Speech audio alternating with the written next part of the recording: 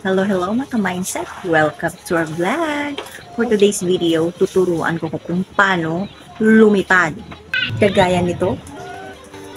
Tara, samahan niyo ako.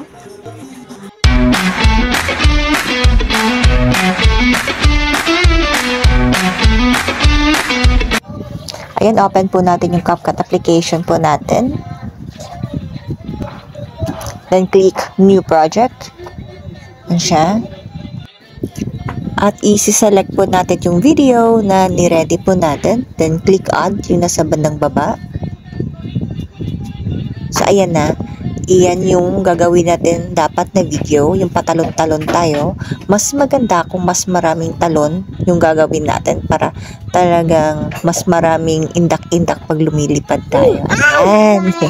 So pa isa-isang talon dapat. O, diba? So ganyan siya. Ganyan dapat yung video na gagawin natin. Ganyan.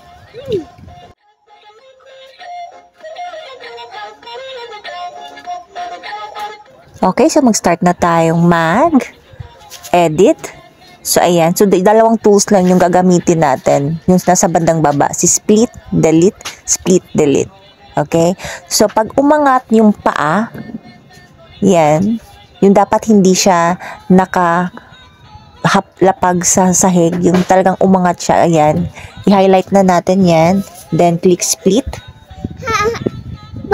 Tapos, pag pabagsak naman siya, dapat hindi pa rin siya nakalapag sa may sahig. Dapat split natin. At yun yung part na i-delete natin.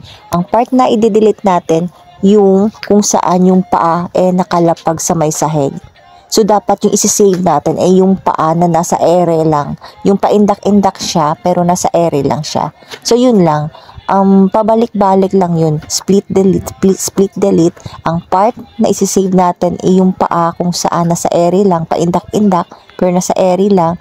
At ang i-delete natin yung paa kung saan nakalapag siya sa may sahig. So, yun lang. Pabalik-balik, pabalik-balik para magmukha siyang paindak-indak sa ere.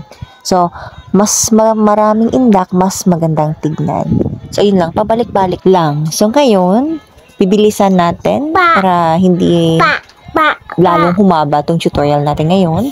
So, ngayon lang, pabalik-balik lang siya, ganun. So, i-speed up na muna natin para doon na tayo pupunta o magpo-focus dun sa part kung saan tapos na ang pag-e-edit natin.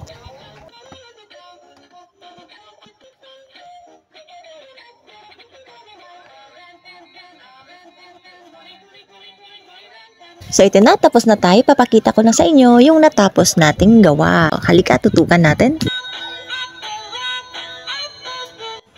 So, yun lang. Kadali lang, no? Sana may natutunan kayo sa simpleng tutorial na to. Please don't forget to like, subscribe, and hit the notification bell para lagi kayo updated sa mga tutorials natin. Babush!